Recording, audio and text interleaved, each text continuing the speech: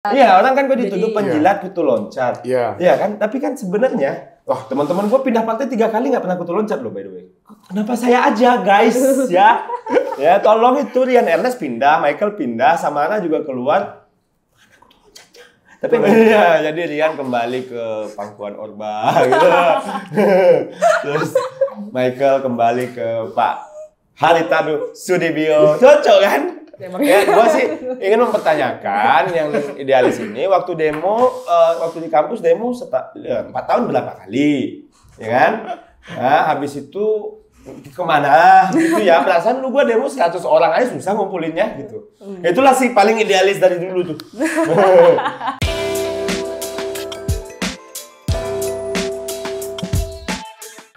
Halo, nama gue Banjaran Seto Prasetya dan gue di sini sebagai Ketua Umum Himpunan Mahasiswa Ilmu Politik Indonesia asal dari Universitas Jenderal Sudirman, jurusan Ilmu Politik.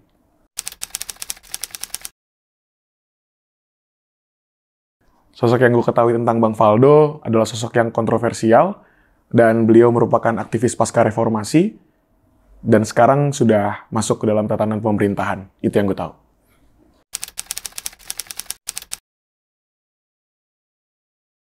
Tentunya udah nyiapin dan cukup excited karena akan ada beberapa pertanyaan-pertanyaan yang memang bentuknya kritis dan juga saling ngekonstruk satu sama lain. Itu sih.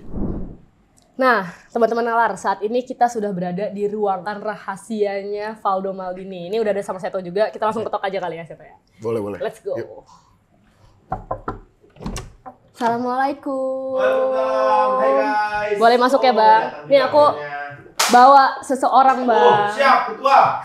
Ada. Apa kabar nih? Halo Bang, sehat Bang? Sehat toh? Alhamdulillah sehat Bang. Gimana? Kamu sehat? Sehat Bang, alhamdulillah. gitu ya? Iya. Nih kapan lagi kan Bang, pejabat Duduk. ketemu sama mahasiswa. Enggak. Biasanya kan jarang kan. Oh, jarang ya? Jarang. Biasanya kan sampai depan gedung doang Bang. Enggak ya? Waktu menjadi mahasiswa. Waktu menjadi mahasiswa. Oke, nih Bang, ini kan sekarang udah ada Seto, Ketua Himapolindo, udah ada Bang Faldo, staf Sussetnek ya. Nah, Seto ini udah mempersiapkan banyak pertanyaan Bang ke kamu, yang kepo-keponya Seto lah. Boleh silakan Seto. Masih soal kutu loncat penjilat. Belum sampai situ. Seto di Himapolindo di jurusan apa? Jurusan apa? Di kampus mana? Aku dari kampus Unsut Bang kebetulan, dari Universitas Jenderal Sudirman tuh. Nah, Angkatan berapa tuh? aku angkatan 2019 dan alhamdulillah baru lulus kemarin tuh. Berarti dia senior kamu? Oh enggak dong. Oh iya. Ada tingkat. Aku tingkat. 18. Oh 18. Iya, Seto? 19. Oh gue udah tua ya, gue 2008 ya. Iya, makanya kita nggak mention Bang. Himapolindo se-Indonesia? Se-Indonesia Bang, ada 41 kampus yang tergabung di dalam situ. 41 kampus 41 Indonesia berapa kampus. ya? Berapa sih kampus Indonesia? Yang politiknya kan Yang tapi cuma politiknya sedikit Bang. Oh iya, jurusan ilmu politik nggak banyak ya. Termasuk kampus Abang. Kita ilmu pemilu kayaknya. Berpengalaman semua sepertinya lulusan sana dari pemilu. Iya lagi. Bener. Tanya-tanya Seto, tanya. Nah, Kamu mau nanya apa? sebenarnya ada yang pengen gue tanyain nih Bang. Santai aja bertanya aja. Gue udah sering ditanyain. Sebenarnya hal yang menarik ketika gue tahu Abang ini kan dulu tukang kritik, kemudian ya aktivis resisten pasca reformasi lah. Dan sekarang Abang masuk ke dalam pemerintahan yang dimana sekarang Abang nih yang dikritik nih. Nah, saya tuh pengen tahu sih sebenarnya alasannya apa sih Bang? Akhirnya pengen masuk ke pemerintahan yang sebenarnya pemerintah kita juga masih ongoing untuk menuju good government kayak gitu. Ini gue tutup aja, nggak enak gue. Iya. Gue sih sebenarnya tuh template gue ya dari kampus gue 2008 misalnya, terus sampai berpolitik, posisinya oposisi terus. Jangan salah loh. Baru Jangan kali ini ya salah. kamu ya? Jangan salah, bahkan di pilpres pun gue tuh di posisi yang sebenarnya tidak mendukung presiden terpilih ini loh. Dan gue juru bicara menteri yang pindah duluan ini waktu itu kan. Ya kan, Menteri Pertahanan yang berangkat duluan ke Pak Jokowi. Iya nggak sih? Maksudnya posisi gue tuh selalu di posisi kritikus gitu. Dalam artian waktu gue gabung ke partai pertama gue, itu PAN waktu itu. PAN itu posisinya memang di dalam pemerintahan, tapi memilih bergabung Prabowo kan keluar, ya kan? Ketika Pilpres 2019, gue sih menganggap gue ini politisi ciptaan TV sih sebenarnya. Ciptaan TV. Ya maksudnya kerja politik itu jadi lucu sekarang gitu loh, Us. Mungkin nanti 2024 politisi ciptaan Nalar TV, Coklat TV, Total Politik, politisi ciptaan YouTube mungkin ya. Nah jadinya menurut gue tuh sebenarnya posisinya tuh nggak terlalu supporting banget, benar-benar loh. Maksud gue mengkritik, gue nggak pernah mengkritik personal Pak Presiden. Tapi yang gue kritik polisinya kan. Dalam artian waktu itu debatnya kan cukup tajam ketika infrastructure, soal production, distribusi, gitu-gitu kan. Gua sama Rian Ernest lah. Justru Rian Ernest tuh yang di pihaknya Pak Jokowi. Ya kan? Yang hari ini partainya dukung Pak Prabowo. Waduh, kasihan banget sama temen gue itu. Nah, tapi anyway, gue bukan di posisi yang apa ya? Mungkin ya toh posisinya tuh nggak pengen gabung. Karena kan gue nge-challenge posisi ini, posisi gue tuh sebenarnya nge-challenge loh, ya kan? Terus kenapa kamu memilih untuk gabung, Bang? Kalau kayak gitu? Ya jadi kan waktu itu gue pindah partai. Oke. Ya gue pindah partai dari PAN ke PSI. Konteksnya waktu itu setelah pileg, sudahlah kalah pileg dulu ya. Iya betul. Pileg kalah, pilpres, capres yang kita dukung kalah dan pindah pula, ya kan? Iya. Cawapresnya pun pindah juga, gitu kan? Jadi kan menurut gue apa yang membuat gue sampai hari ini tuh karena gue beruntung sih. Orang kalah diambil dari comberan sama Pak Jokowi. Gitu. Maksud gue nggak mau bilang gue effort, gue bukan anak siapa-siapa. Oh jadi kamu masuk Sesnek tuh nggak effort? I mean like no. Okay. I did nothing. I mean like kayak gue cuman ditelepon, diajak, dan ketika ada ajakan untuk membantu presiden hari ini yang dulu lu kata-katain, menurut gue sih, wah ini orang paten juga gitu. Maksud gue menurut lu aja, partai gue partai kecil, PSI. Kalaupun diminta nama dari PSI, gue pasti bukan top 3 list lah. Gue baru gabung. Gue nggak pernah juga jadi jubir Pak Jokowi, gue jadi jubirnya Pak Prabowo. Ini maksud gue, I didn't expect that, man. Gue nggak expect itu gitu. Dan menurut gue sih, lucu juga ya. Perasaan dulu gue, dalam hati gue, duh semoga nih jubir-jubir Pak Jokowi gak marah nih sama gue. Ada gak enaknya Pak? Iya. Ya kan? Dan pilihan itu kan bukan dari aing. Partai kecil, pileg kalah, bukan anak tokoh, ya kan? Babe siapa? Masih rental mobil di Padang. Nggak ada keluarga politik.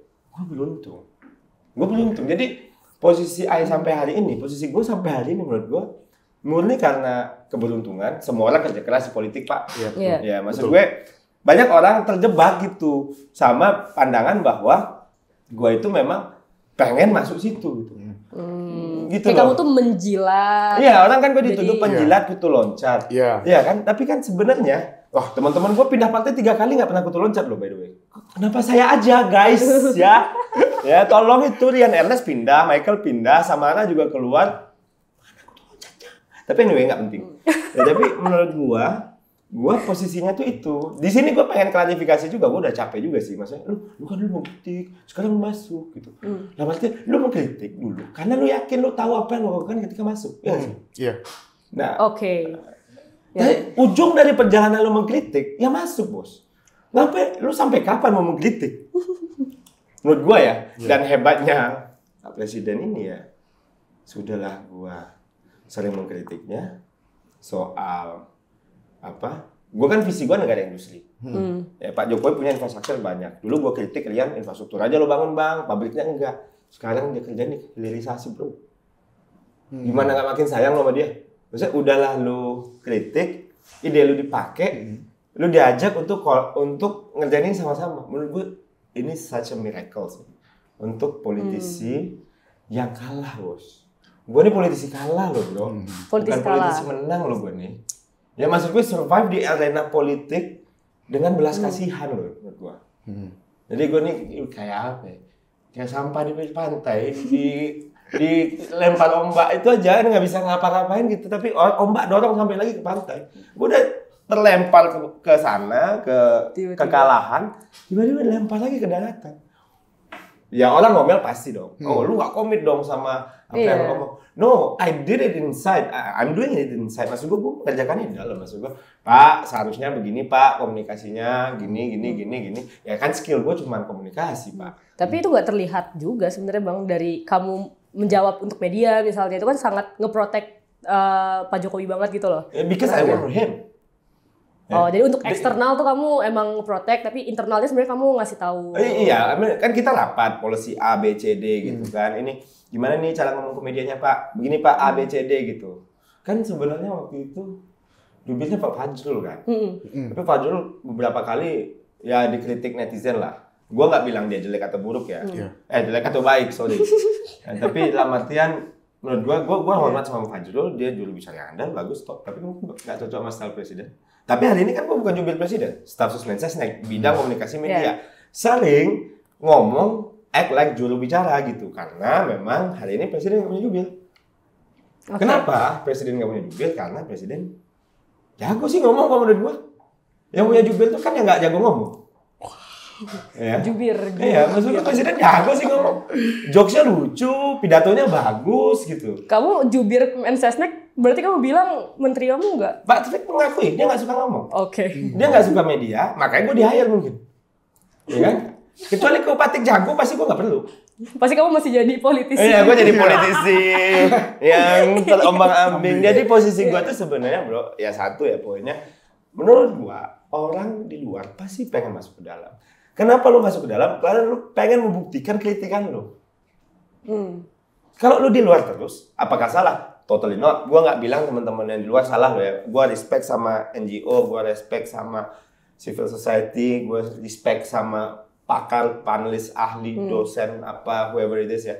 Tapi menurut gue kalau di politik, ya lu harus masuk ke dalam dong. Nah untuk masuk ke dalam, lu harus menang. Gue kalah masuk ke dalam. Emang rada beda ya? Jadi beda. Ya menurut gue beruntung aja.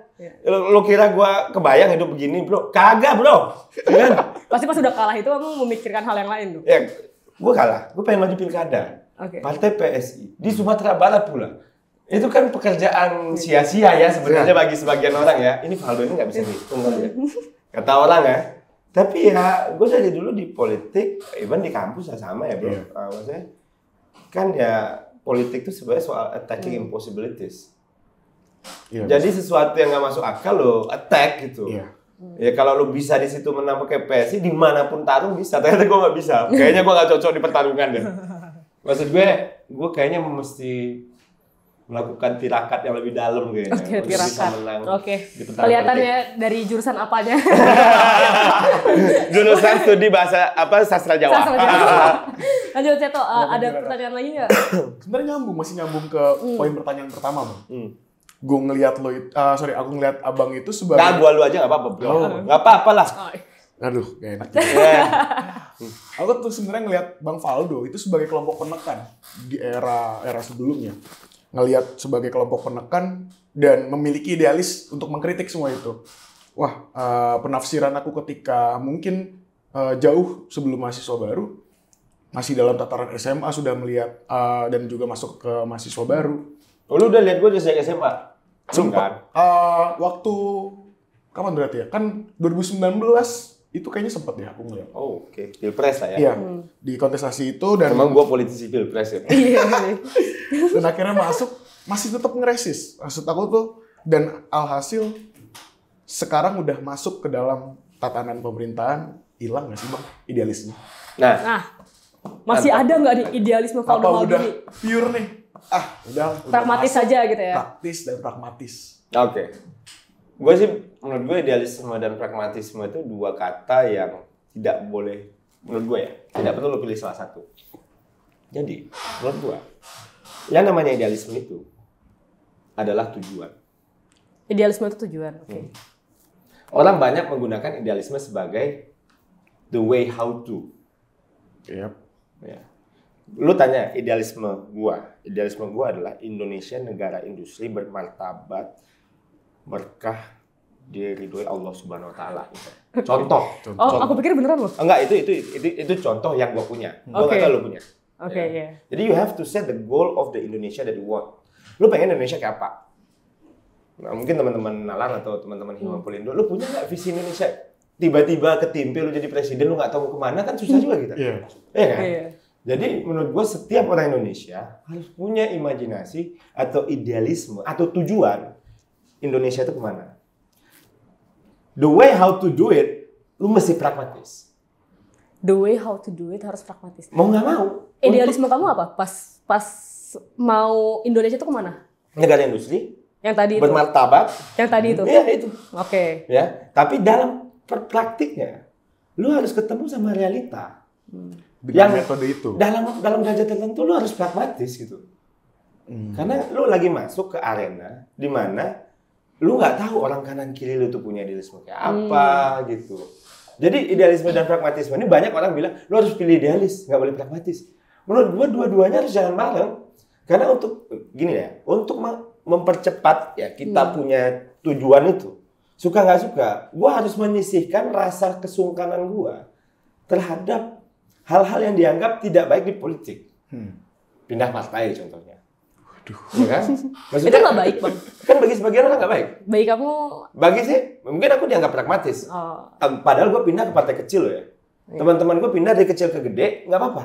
Gue pindah dari partai gede ke kecil, malah heboh. Itu juga gitu. pertanyaan sih sebenarnya. Ya kan? Nyebelin kan? Maksud gue, kenapa kalian tidak adil kepada saya? Gitu loh. Nah, tapi dalam artian menurut gue, pragmatis itu adalah metode yang dalam derajat tertentu lo harus makan itu. Karena suka nggak suka, buku pragmatis positif lah, let's say. Nah, nggak ada lah pragmatis positif. Pragmatis aja deh, kita kunci di pragmatis. Karena lu nggak akan bisa sampai idealisme lu itu dengan berbekal idealisme only. Lu harus terima fakta realita biaya politik mahal. Lu harus terima fakta dan realita bahwa money politik ada. Dan lu bilang, saya tidak akan money politik, ya ditimpe lah suara lu sama orang. Berarti kamu mewajarkan money politik? Nah, tidak mewajarkan, tapi lu harus mencari cara gimana caranya itu duitnya tuh nggak nyampe ke warga gitu.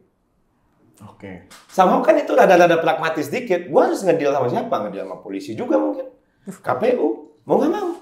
Untuk ngecek dan memastikan petugas pemilu bekerja dengan baik. Oke. Ya kan? Kalau gua orangnya idealis, saya tidak pakai, saya lihat aja. Ya kan? Tapi lu nggak membangun hubungan sama KPU, Bawaslu, lu nggak siapin bukti. Lu kalau nginjek orang, pragmatis nggak lu? Bias kan jadinya gitu. Iya sih. Jadi menurut gua, idealisme itu tujuan. Gua dari dulu diajarkan idealisme kami di tempat gua dididik. That's my goal. Ya kan? Itu idealisme itu masih ada di sini, Pak. Tapi how to do it, gua harus menerima realita bahwa politik itu cost-nya mahal, apalagi untuk anak muda. Orang starting politik usia 40, Pak. 50. Udah best moment. Kita mulai 25, Bro. Ya. Belum stabil apa-apa. 15 tahun lebih cepat. Jadi kalau menurut gue nih, gue politisi prematur nih. Keburu lahir karena pilpres itu. Iya. Lu bayangin aja, Grace sama Giring usia 40 tahun ngomongnya dia politisi muda. Ya kan? Berarti gue politisi balita dong. Ya kan? Yang dulu 2019 gue politisi prematur. Gitu. Nah, tapi kan bayi-bayi prematur kadang-kadang ada canggih, Pak. Nah, tapi anyway, menurut gue sih ya, soal idealisme dan pragmatisme itu, ya lu nggak perlu pilih. Oh, orang boleh menuduh. Ya nggak apa-apa. Tapi, sorry nih, gue dari dulu sampai hari ini beridealisme. Perasaan nih teman-teman gue yang mention gue di Twitter ini nggak pernah demo nih dari dulu. Kayak si paling idealis ini gitu. Sorry nih. Gitu. Jadi, maksud gue, ketika lu masuk ke sebuah arena pertarungan, let's say politik ya. Kita kan lagi bahas politik nih. Pasti saya tahu mau sih lulusan politik lebih paham. Cara-cara pragmatis itu ya real politik. Namanya politik praktis. Nah, ya kan? Tapi kalau misalnya kayak gitu, orang-orang yang money politics gitu, Bang. Orang-orang yang korupsi misalnya, orang-orang yang mewajarkan hal-hal seperti itu karena menurut mereka juga ya udah ini pragmatisnya gue aja gitu. Berarti kayak mereka juga nggak salah dong sebenarnya. Ya as long as aturan sih menurutku. Jadi aku ngelihat ya politik itu di pragmatis itu di aturan. Kalau lu melawan aturan lu pragmatis. Kalau lu melawan aturan lu pragmatis. Kalau lu nggak melawan aturan? Ya lu nggak pragmatis. Berarti apa yang gue tanggap dari pemahaman lu sendiri? Berarti kita dalam politik praktis di Indonesia. Idealisme itu nggak usah digenggam, tapi dituju. Kebanyakan kita idealisme pengen digenggam, akhirnya kita nggak maju-maju. Oke. Gitu loh. Jadi kita we do nothing gitu loh. Jadi kayak terjebak sama masa lalu. Oh, gua harus begini.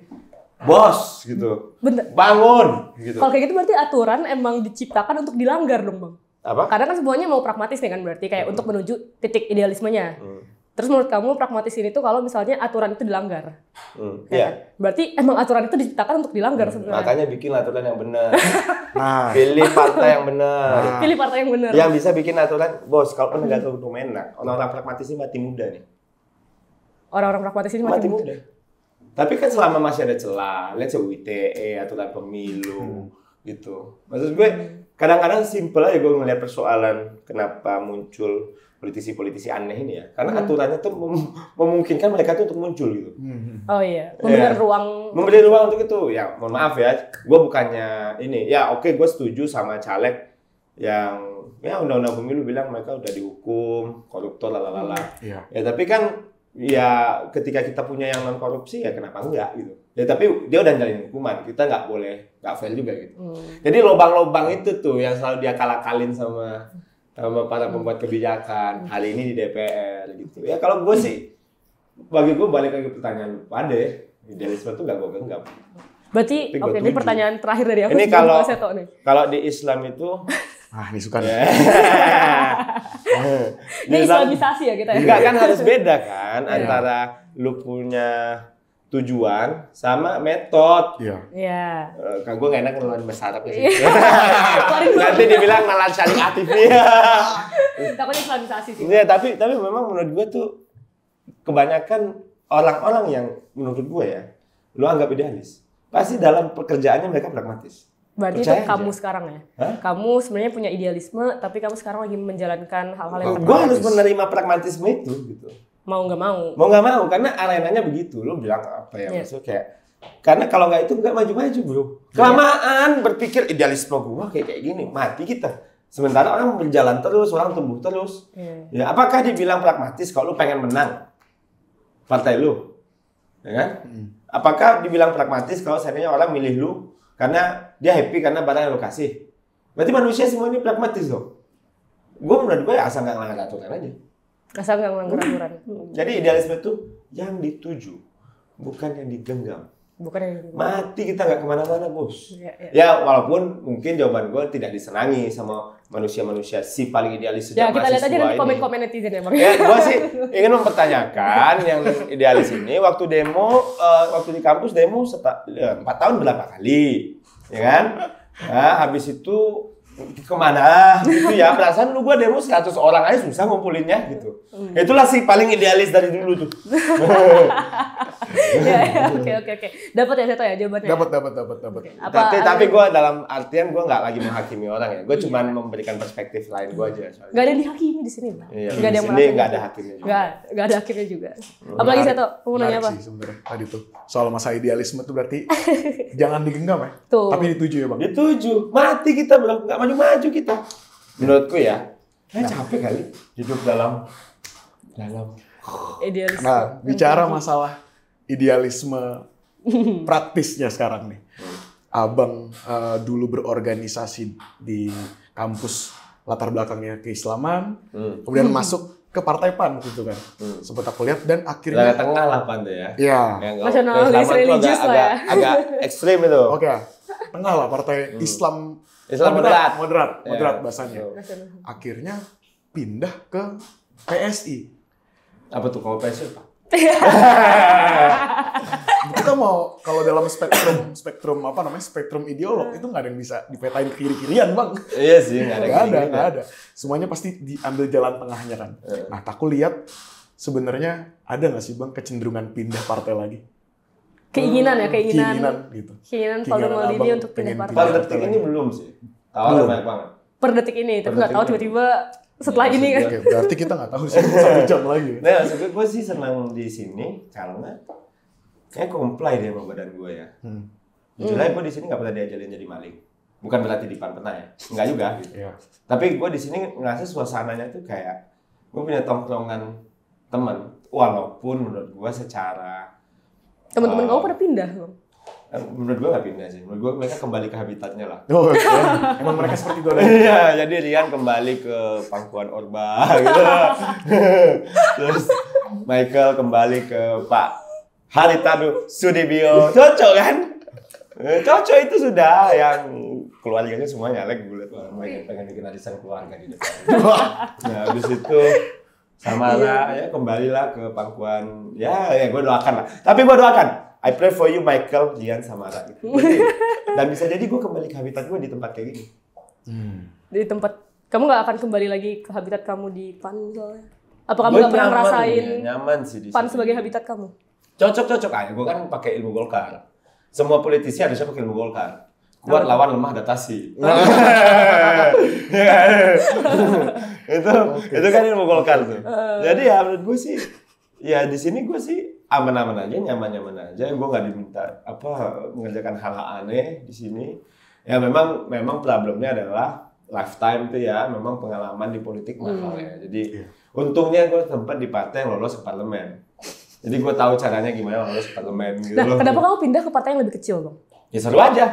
Ya, jadi lo harus meninggalkan sesuatu yang lo takutin di politik. Gue hidup 4 tahun ini melawan algoritma sih menurut gue. Algoritma media sosial membuat kita menggalang dukungan. Gue membuat pendukung gue mengamuk sama gue. Iya. Ya. Tapi itu harus dicoba, bro. Lo harus suffering, gitu, menurutku ya. Lo harus meninggalkan yang lo cintai. Fame itu bikin banyak politisi jatuh, gue lihat. Popularity banyak bikin politisi jatuh. Gue dari PAN, dipindah ke PSI, dikata-katain, dibenci semua orang, diangkat derajatnya. Aku sih punya perumpamaan yang tepat nih, Bang. Ya, maksud gue, Iya lagi. lo harus nusuk badan lo. Iya. Gak bisa lo pengen enaknya aja hidup ini. Tapi aku ngeliat ada perumpamaan yang tepat sih, Bang. Abang tuh pindah, itu seakan menjadi ikan besar dalam kolam yang kecil. Tapi itu nggak membuat abang bergerak lebih susah. Malah ya abang yang nonjol. Ya, menurut gue satu hal itu. Tapi kolam kecil ini memang hari ini kecil sih menurut gue. Dan sepertinya mungkin ada penambahan size-nya kalau seandainya kita beruntung tahun ini. Ya. Lagi-lagi gue melihat politik itu banyak keberuntungan lah. Iya. Ada banyak keberuntungan. Kita nggak pernah tahu lah. Itu. Yang jadi pemimpin menteri ini itu tuh. Iya benar. Bisa, perasaan gue kerja keras gitu ya. Tapi ya hal ini ya gue sih melihat di situ gue bisa exercise banyak hal, belum kepikiran pindah. Tawaran banyak banget, nggak enak. Oh, tawaran banyak ya? Banget. Banget dengan nilai fantastis, janji ABCD lah gitu. By the way, gue nggak ada biaya transfer loh dari, ya apalagi dari partai gede kecil mana ada biaya transfer, bos, ya kan? Rasanya gue harus mencoba cara ini, Pak, mencoba cara-cara alternatif. Itu yang mungkin membuat gue happy di sini. Cara-cara alternatif berpolitik dengan smart, karena ada zaman yang akan berubah. Itu aja yang pengen gue tapin.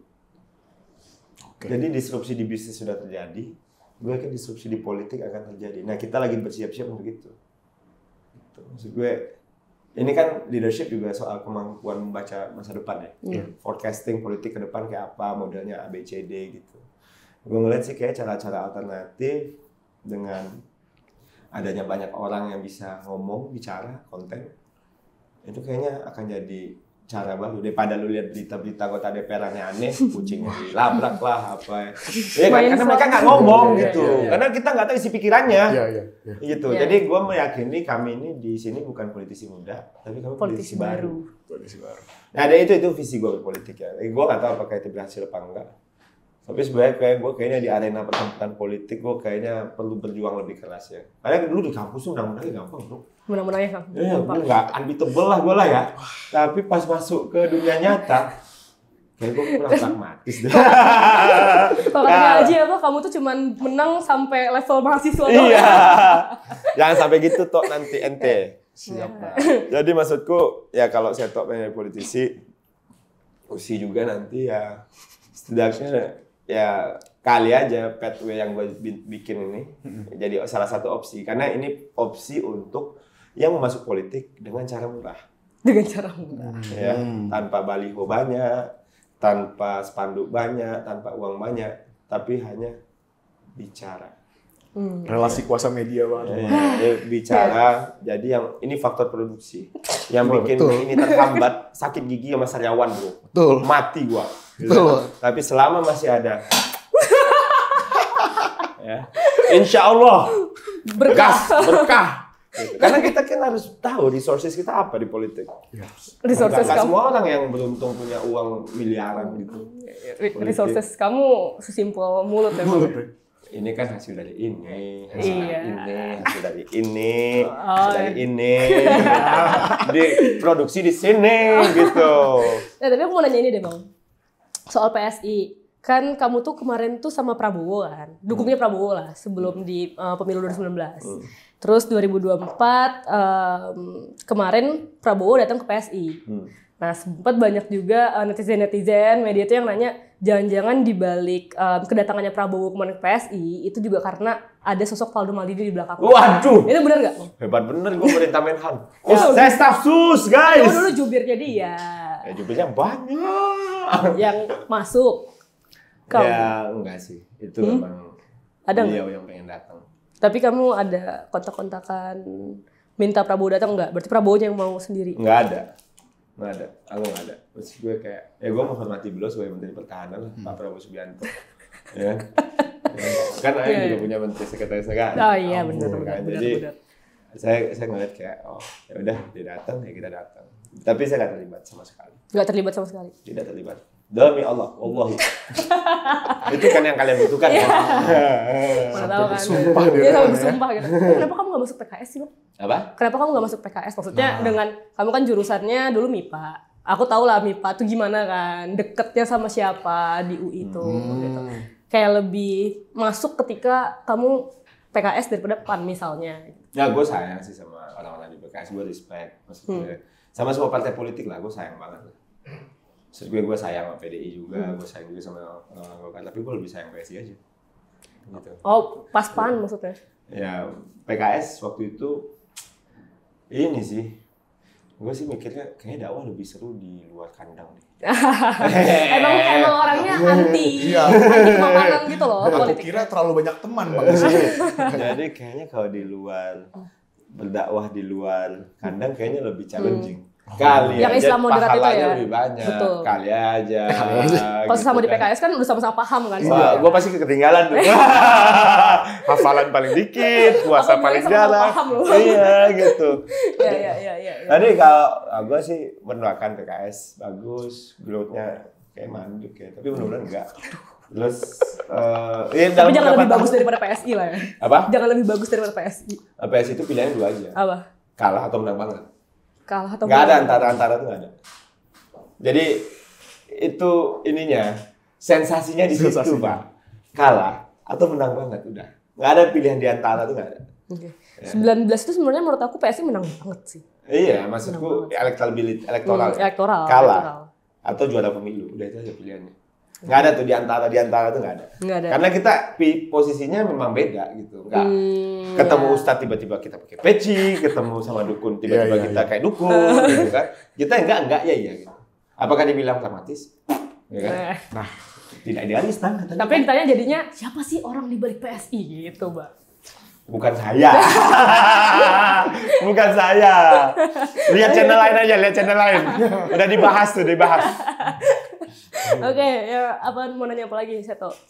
Ke Bang Seru Faldo. sih ngomongin masalah tadi juga nyinggung soal mahasiswa nih Bang. Karena Bang tadi bilang juga di awal mahasiswa ini kan lagi banyak-banyaknya sering di luar nih Bang.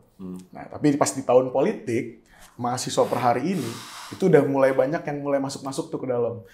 Ibaratnya bisa dibilang sudah masuk ke ranah-ranah praktis, mengisi spot-spot atau pos-pos praktis nih sekarang. Menurut Abang salah nggak kayak gitu? Dan Bagus dong. Karena dia sebagai mahasiswa nih. Bagus. Notabene mahasiswa. Selama ini Anda Kenapa tuh bagusnya? pura-pura semua. Wow. Iya dong. Kan banyak. Bang, masih mahasiswa loh, Bang. Enggak, maksud gue. Oh, udah Iya, dulu. maksud gue selama ini kan di bawah meja juga. Jadi put on the table aja persoalan ini, jadi jelas gitu. Capres boleh masuk kampus, gue happy dan aturannya diubah juga kan. Iya, sama iya. MK. Maksud gue Udah sesuai. clear gitu. Gue kemarin di WA ada Ganjar UI, Prabowo UI, Anies UI. Paten juga nih kok kayak gini gitu. Jadi menurut gue, udahlah selama ini kan lu juga berpolitik, tapi lu pengennya pura-pura, ya kan? Idealisme tuh jangan digenggam, tapi dituju.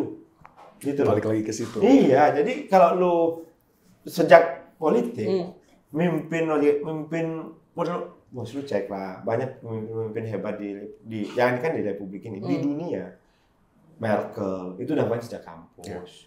Gitu. Banyak kok pemimpin-pemimpin dunia itu yang udah main sejak kampus. Jadi kenapa Anda malu-malu? Menurut kamu kenapa? Menurut kamu kenapa mereka malu-malu? Ya karena lebih senang aja udah jadi politisi duluan. Politisi sukanya bawa media semua. Yang lama. Kamu pas kemarin mahasiswa? Hah? Kamu pas kemarin jadi mahasiswa? Oh, gue mau banget debat. Bikin kok gue pilkada DKI. Iya sih. Datang. Ya, datang gue kata-katain. Ya kan? Ini enak bos. Face to face gitu. Jadi kita mengerjakan politik ini jangan banyak. Ya itulah kadang-kadang orang suka politik itu di belakang layar. Iya. Ya. Nah, itulah hebatnya Pak Jokowi. Politik belakang layar, di bawah depan layar. Saya biasa dibayangin lurah gitu. Itu kan politik belakang layar semua tuh. Diomongin. Iya kan? Maksud gue, itu keren menurut gue. Keren nih. Saya biasa bilang, tolol, apa, ini, itu. Diomongin. Iya kan? Jadi itu yang bikin politik kita tuh kadang-kadang menurut gue, kebanyakan belakang layarnya. Jadinya masyarakat kesel. Pak Jokowi, dia bawa ke depan layar. Happy publik. Jadi santapan baru. Iya gitu. Jadi kayak menurut gua sama lah kayak ketua BEM ini.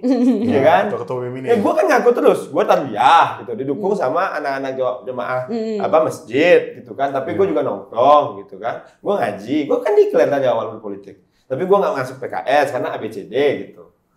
Emang ngaji harus masuk PKS kan nggak juga. Iya. Iya kan? Gitu. Jadi kalau aku sih ya gue sih mendoakan lah ya semua partai-partai selamat, tapi doakan juga gue. Saya mendoakan semua partai selamat, semoga yang lain mendoakan partai saya. Oke, last question Bang, dari aku nih last questionnya. Karena tadi udah ngomongin, saya tuh kan ngomongin kalau misalnya masih masuk politik, menurut kamu gimana? Nah sekarang gimana kalau misalnya tips and trick orang-orang yang mau masuk politik Bang? Misalnya aku mau masuk politik, saya tuh mau masuk politik, kita harus gimana sih? Ya. Harus ngapain dulu gitu? Lo harus punya keyakinan sih untuk apa yang mau lo tuju ke situ. Jadi lu mau ngapain? Kalau gua, negara industri satu. Gimana caranya financial fair play di politik? Jadi setidaknya ada bahan dulu. Ada reason why you join the political party. Bukan jadi anggota dewan, bukan jadi bupati, bukan jadi menteri. Jadi political party dulu ya? Iya dong, karena kan ya gimana, suka nggak suka kan partai memang banyak jahatnya. Tapi suka nggak suka kan solusi juga dari partai. Jadi menurut gua, ya lo harus punya alasannya gitu. Nah alasan itulah yang bikin lo tuh bertahan di politik. Dengan apapun resources yang lo punya. Jadi lo harus punya alasan, kayaknya gue harus masuk. Nah alasan itu menurut gue kadang-kadang kayak dapet hidayah bro. Tiba-tiba? Maksud gue gak bisa atur. Calling, panggilan. Udah terpanggil belum? Ya, bukan berarti di luar politik itu jelek ya. Tapi menurut gue ini cara paling cepat aja. Satu tekan selamat semua manusia gitu. Manusia di Indonesia terutama ya. Jadi menurut gue sih mencari alasan itu penting ketika pengen masuk politik. Cari alasannya? Iya, kalau belum ada alasannya kenapa? Gue sih kayaknya kecepetan gitu dari kampus, wah kayak gue harus masuk. Terus gue keluar lagi, kayak gue harus masuk nih. Terus bisnis, wah kacau nih gue harus masuk. Gue punya beberapa kali momen dalam hidup gue membuat gue harus masuk gitu. Dan trigger-trigger itu yang membuat gue masuk dan alhamdulillah bisa bertahan sampai hari ini. Walaupun itu alasannya untuk diri kamu sendiri. Maksudnya kayak aku mau masuk politik karena diri aku, bukan karena publik, bukan karena mau mensejahterakan masyarakat. Itu nggak masalah, Bang? Menurut gue sih antara personal problem sama public problem sih ya sama-sama aja. Tapi yang lebih bahaya, ketika lu pura-pura punya public problem. Ya, itu buat personal problem. Itu yang palsu namanya. Jadi lu harus punya personal problem dulu, sehingga itu jadi public problem. Oke. Nah, aku lihat tadi abang megang ini. Apa idealis yang tadi nggak digenggam tapi itu tujuan kebanyakan orang terjebak di situ sih akhirnya nggak kemana-mana kasihan. Seto kesini tuh udah terinspirasi sama Abang Valdo Maldini dan sebenarnya ini adalah acara ngobrol nalar yang baru ya, dimana kita mencoba untuk mendatangkan mahasiswa atau masyarakat ke pejabat, ke politisi, dan ngobrol bareng, dialog bareng, apa yang mau ditanyakan, apa yang diresahkan, gitu-gitu. Nah, teman-teman ngobrol nalar, kalau misalnya ada yang mau ditanyakan, atau ada yang mau dikomen dari tausiah dan hidayah dan saran dari Abang Faldo, bisa banget komen di kolom komentar dan sampai jumpa di episode berikutnya. Bye bye.